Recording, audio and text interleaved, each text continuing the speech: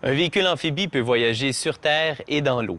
Ce modèle-ci sert aux chasseurs et aux pêcheurs, mais il est aussi utilisé par les services publics et les forces armées. Ses pneus larges et robustes roulent sans problème dans la boue, la neige et les broussailles. Dans l'eau, ces bandes de roulement profondes agissent comme des propulseurs.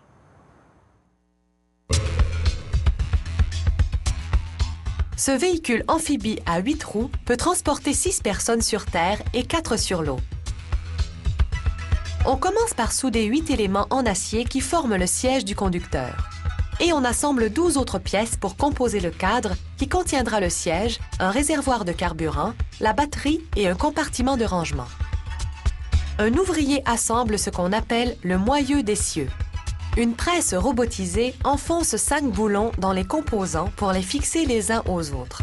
Cette conception crée un moyeu léger et un essieu robuste qui résiste au terrain accidenté. Puis, un ouvrier insère ce qu'on appelle l'arbre de roue motrice dans le moyeu. Une machine à souder robotisée fixe cet arbre d'un côté du moyeu. Après avoir renversé le moyeu, la machine soude l'arbre de l'autre côté. Cette entreprise a recours à un robot pour cette étape cruciale, parce qu'il est plus rapide et plus précis qu'un humain.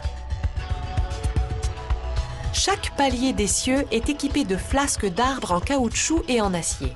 Ils forment un seau d'étanchéité par-dessus l'essieu.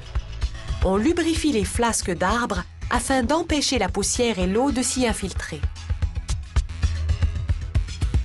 Ensuite, on insère le premier de 16 joints de liège entre les flasques d'arbres. Le liège prévient l'humidité et empêche le lubrifiant de s'échapper. On applique un isolant liquide pour protéger l'arbre métallique contre la rouille. Une coupeuse assistée par ordinateur taille un anneau d'acier pour créer un des 17 éléments dentés. Une fois la coupe terminée, des bras robotisés remplacent l'élément denté par un nouvel anneau vierge. Les éléments dentés ont des tailles qui varient de celle d'une pièce de monnaie à celle d'une assiette.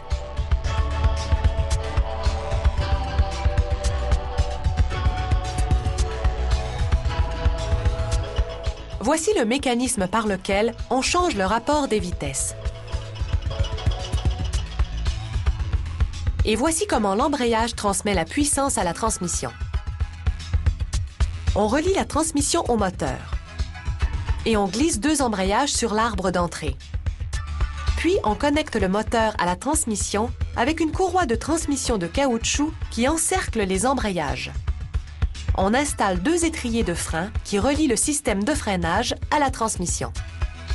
Les roues ne tournent pas. Pour diriger le véhicule, on freine l'un des 2 ensembles de roues, puis on dérape de côté. Pour fabriquer la coque inférieure du véhicule, on enfourne une feuille de polyéthylène, une matière plastique robuste. Après avoir passé 4 minutes et demie à 232 degrés Celsius, la feuille a été ramollie par la chaleur. On abaisse un moule d'aluminium et une machine à former sous vide l'enveloppe avec le polyéthylène en aspirant l'air entre les deux. Une fois que le polyéthylène a refroidi pendant 4 minutes et demie, la machine soulève le moule. Cela a créé une forme creuse qui a la taille d'une grande baignoire. 2 ouvriers déplacent alors la coque inférieure vers une chaîne de montage. On y insère le cadre du véhicule qui a été peint en noir.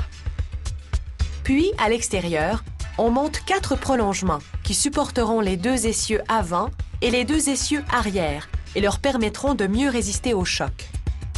On installe 8 chaînes de transmission sur les pignons des arbres de roues motrices et 2 autres reliant la transmission aux composants qui propulsent le véhicule.